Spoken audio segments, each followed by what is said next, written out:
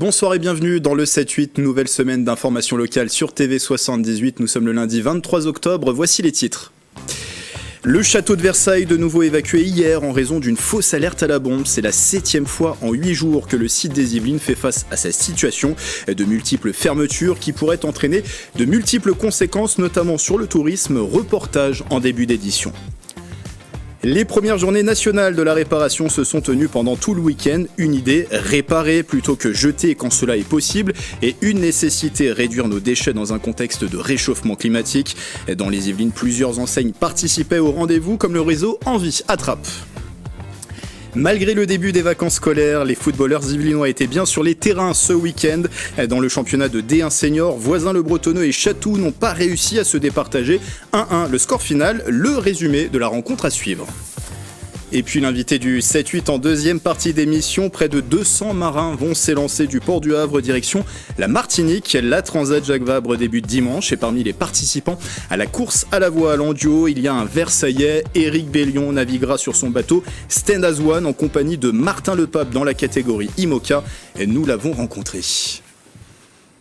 Et c'est vous, Mickaël Enudro, qui avez pu l'interviewer. Bonsoir. Exactement, bonsoir Grégory. De la rédaction de TV78. Alors, à l'accoutumée, la victoire n'est pas dans l'objectif d'Éric Bellion. Est-ce que c'est toujours le cas ou est-ce qu'au contraire, il va pour gagner cette transat ? Oui, d'habitude, c'est plus le message qu'il veut véhiculer quand il prend part à une course transatlantique.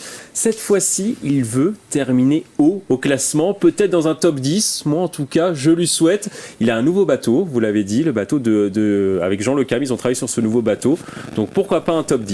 On va écouter tout à l'heure ce qu'il a à nous dire. Éric Bellion, il fera face notamment à un autre Yvelinois, c'est bien sûr Louis Burton qui prendra part à la course sur Bureau Vallée 3 en compagnie de Davy Baudard. Qui est légèrement plus expérimenté à Louis Burton, donc logiquement Louis Burton devrait aller être devant Éric Bellion sur cette course. Dans un instant avec vous également Mickaël, l'actualité sportive à retenir dans les Yvelines et aussi les derniers résultats.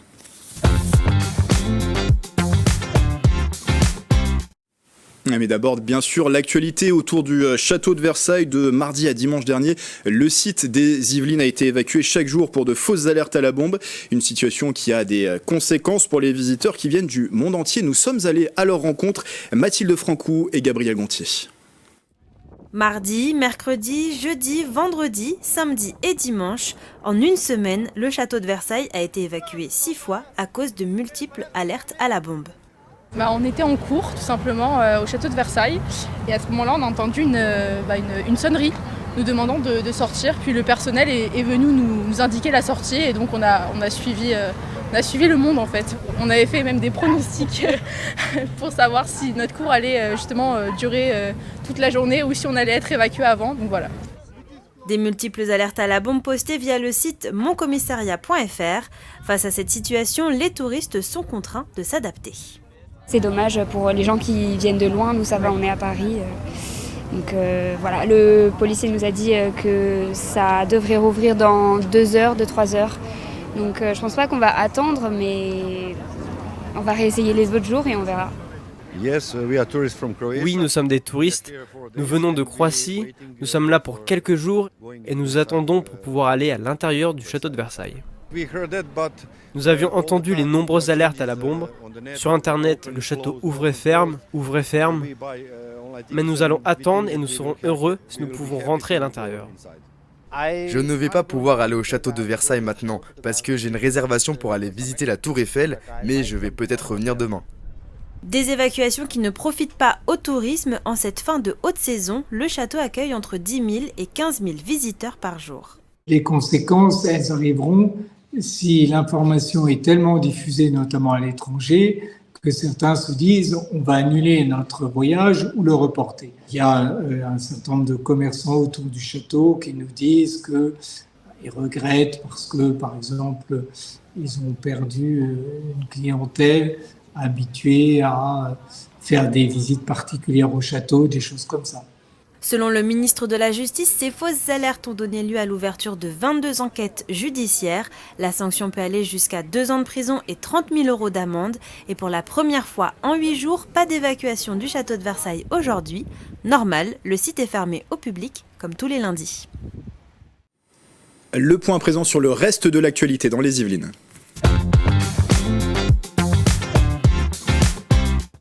Avec les suites, justement, Mickaël, des fausses alertes à la bombe au château de Versailles, l'un des auteurs a été jugé ce lundi. Il avait averti, je cite, le trône de Louis XIV va sauter. A+, le responsable de ce canular a été interpellé grâce à son numéro de téléphone. Il a reconnu les faits en garde à vue. L'individu de 37 ans souffre de schizophrénie et a un casier judiciaire vierge.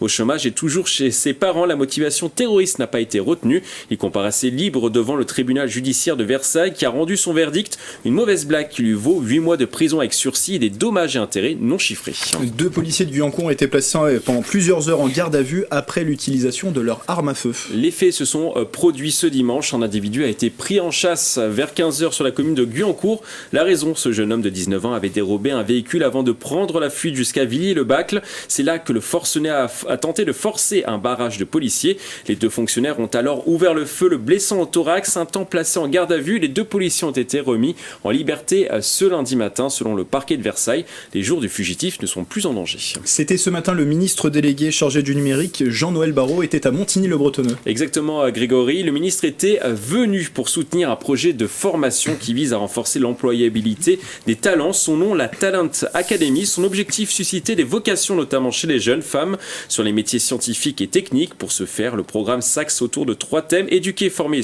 et recruter. On écoute Sophie Dumas, la directrice de la formation, qui nous en dit plus au micro de Clara de Frutos. Sur le programme incubateur, par exemple, nous avons aujourd'hui une communauté avec à peu près 700 apprentis. Donc, à qui nous proposons des activités diverses, par exemple des visites de sites, des rencontres avec des startups, parce que ces jeunes, ils sont friands de ce monde des startups. Donc c'était à l'école 2600, je n'avais pas précisé. On termine avec plus de légèreté pour ces actualités du jour. Une idée de sortie en ces vacances de la Toussaint. Tout à fait, Grégory. Le 28 octobre à Versailles, une murder party sera organisée pour fêter Halloween, une sorte de jeu de rôle grandeur nature dans l'ancien domaine de Madame Elisabeth, transformé pour l'occasion en une base militaire et scientifique pour développer des super soldats. Mais tout ne va pas se passer comme prévu. Votre objectif est simple: résoudre l'enquête et fuir les zombies pendant 45 minutes. Comptez 25 € par personne et 16 ans minimum pour vivre cette expérience. Merci Mickaël, et comme d'habitude, si vous aussi près de chez vous, vous êtes témoin d'une information qui vous fait réagir dans les Yvelines, n'hésitez pas à la partager sur les réseaux sociaux en utilisant le hashtag 78news.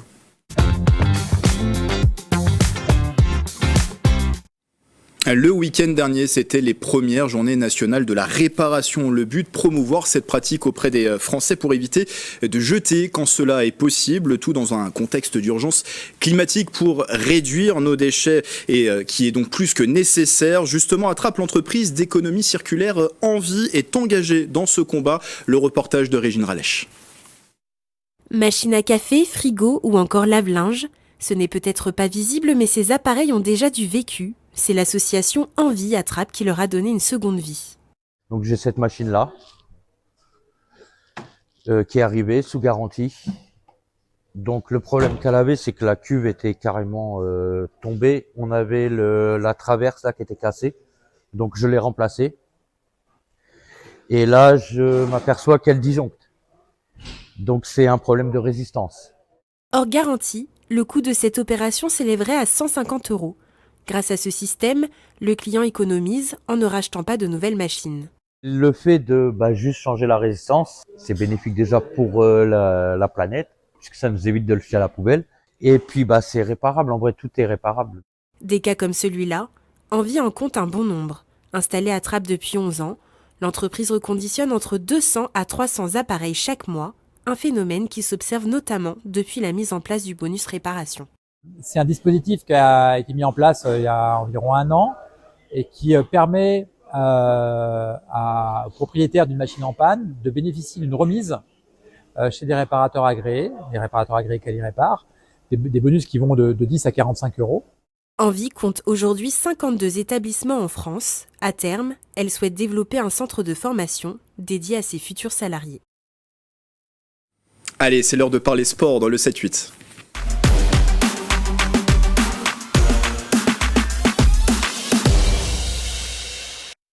C'est avec vous, Mickaël Emidoro, vous êtes toujours installé avec moi en plateau. On commence par du football, on est très bien. Alors on jouait ce week-end la 4e journée du championnat de première division de district. Voisins et l'équipe 2 de Chatou se sont séparés sur le score de 1 but partout ce dimanche. Le résumé du match, des images de Patrick Jacques de Dixmude.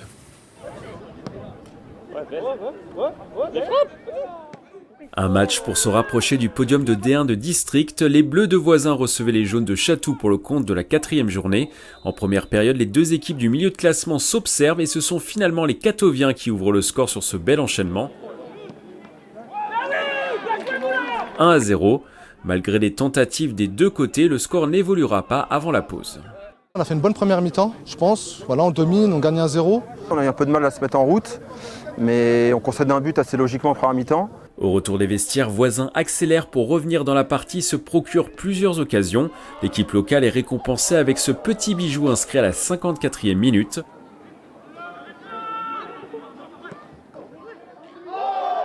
Voisins aurait pu l'emporter, mais le gardien de Chatou est attentif sur chaque situation dangereuse. Score final 1-1. Les joueurs ont une très bonne réaction sur la seconde mi-temps et c'est logiquement qu'on revient au score.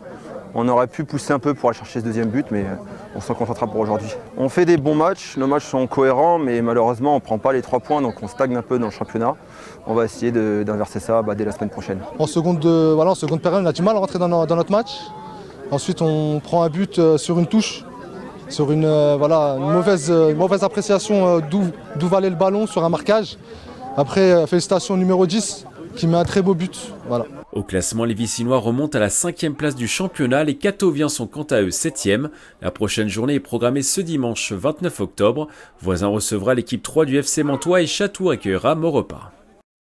On remonte à présent de quelques divisions. On va parler de la 3e division française, le championnat national. Le FC Versailles jouait ce week-end à domicile contre Marignane, Gignac, Côte-Bleue, du côté du stade Jean Bouin. Mauvaise opération pour les joueurs de la Cité Royale. Ils se sont fait rattraper en fin de match alors qu'ils avaient ouvert le score à la 52e minute par Jordan Mendes Correa. Ils ont concédé l'égalisation à la 87e minute. Un terrible scénario qui a des conséquences au classement.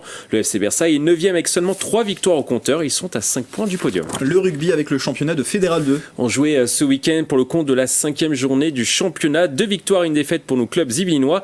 Plaisir à enchaîner une nouvelle victoire contre Amiens. Le score est sans appel 54-3. Le MLSGP s'est imposé 19-17 contre Plouzané. Enfin, Versailles s'est incliné 27-19 contre Orsay. Au classement, les Plaisirois sont premiers avec 6 points d'avance sur le second. Versailles est 7e et le MLSGP est 10e sur 12. La belle performance du week-end à mettre au crédit de l'équipe de France de rugby féminin et une Yvelinois justement a brillé dans le 15 féminin. Ce samedi, la France a battu la Nouvelle-Zélande sur ses terres sur le score de 18-17. Elles prennent donc leur revanche sur une équipe qui les avait battues en demi-finale de la Coupe du Monde 2022. Une Yvelinoise a brillé pendant la partie, vous la voyez sur cette image. C'est notre Yvelinoise Émilie Boulard. La sportive a récupéré un ballon sur un contre dans les 22 mètres français. L'international au 23 à sélection a placé une terrible accélération de 80 mètres. C'est elle qui a permis à l'équipe de France de prendre les devants. Et n'hésitez pas à aller voir l'essai de 80 mètres. On peut pas vous le montrer ici, mais il est sublime. Bravo à Émilie Boulard. Le rugby encore, alors la Nouvelle-Zélande chez les filles a perdu, mais du côté des masculins, on est toujours bien sûr en lice dans cette Coupe du Monde de rugby, puisqu'il y a une finale qui va jouer contre l'Afrique du Sud, et les All Blacks vont préparer justement ce grand rendez-vous dans les Yvelines. Oui, les All Blacks ne vont pas changer leurs habitudes pour cette finale. On ne change pas une recette qui fonctionne, Grégory. Ils ont préparé leur demi-finale contre l'Argentine à Croissy-sur-Seine et ils vont préparer leur finale contre l'Afrique du Sud à Croissy-sur-Seine. Ils vont s'entraîner cette semaine sur le terrain municipal Omnisport de la ville. Tous les entraînements seront logiquement à huis clos. La rencontre contre les Springboks est programmée ce samedi 28 octobre à 21h au Stade de France. Un pronostic ? Ouais, une victoire des All Blacks, je pense. Oui, je vois aussi, on les donnait pas vainqueurs avant la Coupe du Monde, mais je pense qu'ils vont aller loin, ils sont déjà en finale et ils vont peut-être remporter ce mondial. Attention, Grégory, on est enregistré c'est pour les pronostics. Moi je suis très mauvais en pronostic, il faut le rappeler aussi. Un mot de handball à présent, Mickaël. En National 3 masculine, ça va très bien pour le Chesnay Yvelines Handball. Les Yvelinois se sont imposés ce samedi à domicile contre les derniers Gonfreville. Le score est sans appel, là aussi 39-19 au classement. Le Chesnay est toujours premier avec 17 points engrangés en 6 matchs disputés cette saison. Du tir à l'arc pour terminer. Une compétition de tir à 18 mètres en salle était organisée ce samedi dimanche au complexe sportif Pierre de Coubertin à Montigny-le-Bretonneux. Des dizaines de concurrents étaient présents pour ce rendez-vous. Ils venaient principalement des Yvelines et également de l'Essonne et des Hauts-de-Seine. On écoute le président et organisateur de la compagnie d'arc de l'AS Montigny-Bretonneux au micro de TV78. C'est une compétition donc dite sélective pour le championnat de France. Alors, qu'est-ce que ça veut dire sélectif ? Cela veut dire que les archers, sur la saison sale, qui démarre en fait en octobre et qui se termine en janvier-février, eh bien, vont faire un certain nombre de compétitions et les 3 meilleures compétitions seront comptabilisées. En arc classique, chez les femmes, Amélie Coquet a remporté la compétition et chez les hommes, Antoine Michon remporte ce rendez-vous. Au niveau du classement équipe, Elancourt termine 3e derrière Issy-les-Moulineaux et Chaville. Merci Mickaël pour ces actualités sportives. On se retrouve la semaine prochaine. Alors ce sera pas avec moi, mais vous serez bien en plateau. Hein. Je serai là, normalement. Vous serez toujours là pour nous parler de ces actualités sportives. Avant de passer à la suite, on va jeter un coup d'œil aux prévisions météo de demain.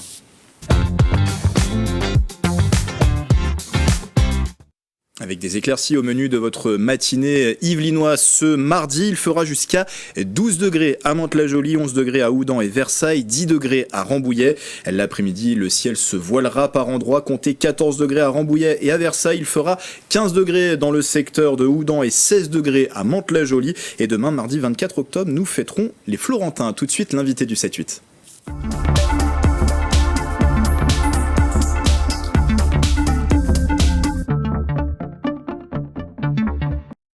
La Transat Jacques Vabre débute donc ce dimanche. Près de 200 skippers vont prendre le départ du port du Havre direction Fort-de-France en Martinique pour une course à la voile en duo. Parmi eux, des Yvelinois. On a parlé il y a 2 semaines sur ce plateau de Louis Burton, mais il y aura aussi Éric Bellion. Le Versaillais naviguera sur son bateau Sten Azwan en compagnie de Martin Lepape dans la catégorie IMOCA. Mickaël Elmidoro, vous l'avez rencontré. On regarde tout de suite son interview avec Patrick Jacques de Dixmude au moyen technique.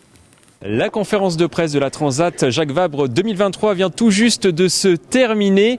Il y aura 2 Yvelinois au départ de cette compétition. Il y aura notamment Éric Bellion, le Versaillais. Alors Éric, tu repars sur cette Transat Jacques Vabre pour la 2e fois. Eh ouais, la première fois c'était en 2015 avec Sam Goodchild qui aussi participe cette année.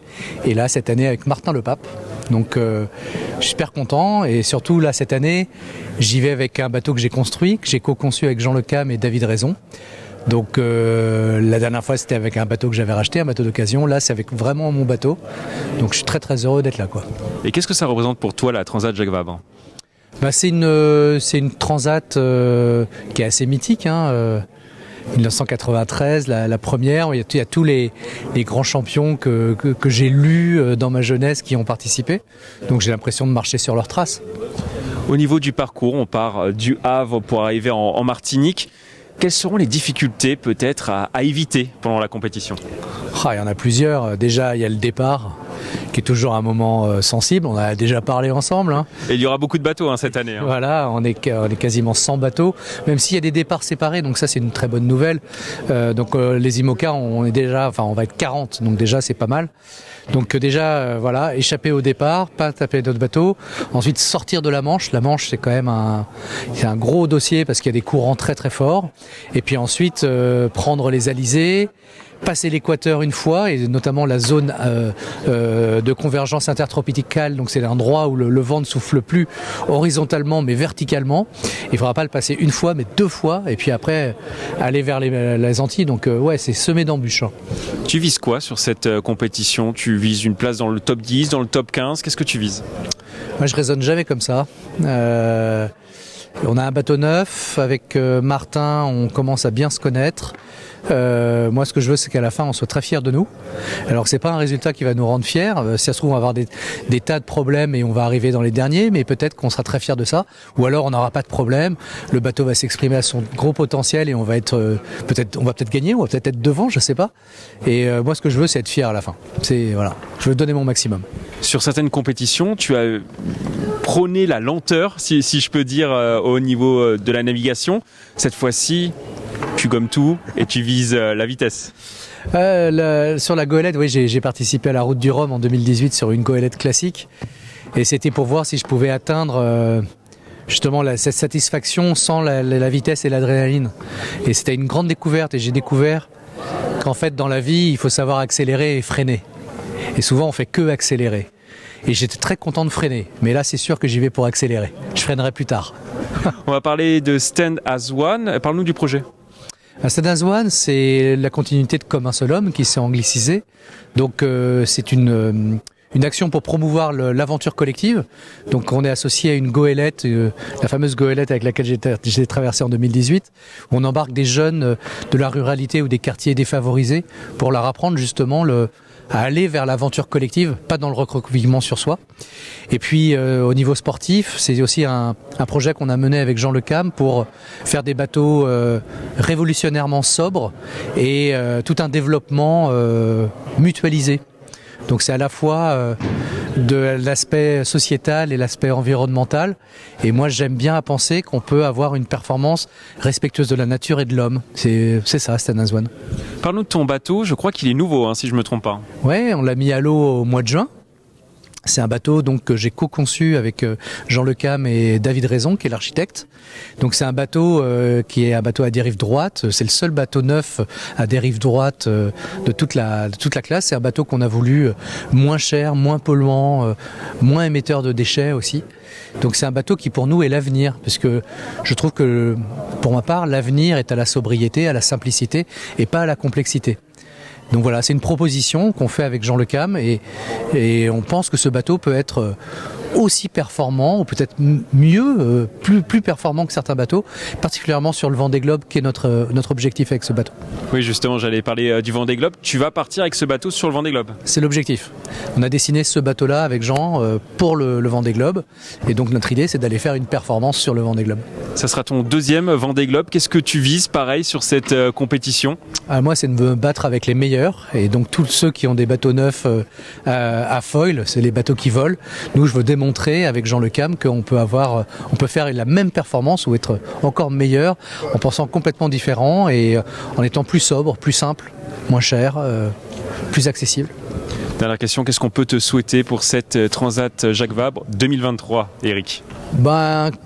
Amener Stanaz One le plus haut possible et puis être heureux, voilà, et faire vivre cette course du mieux possible à nos partenaires qui nous suivent, qui ont cette hardiesse de suivre un projet qui est radicalement différent des autres.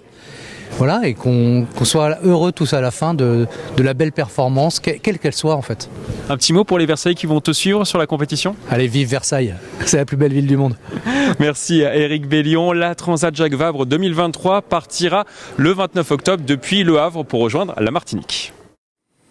Voilà, c'est la fin du 7-8. Merci pour votre fidélité. Dans un instant, une journée avec. Et moi, je vous retrouve demain pour une nouvelle édition. Très belle soirée sur TV78.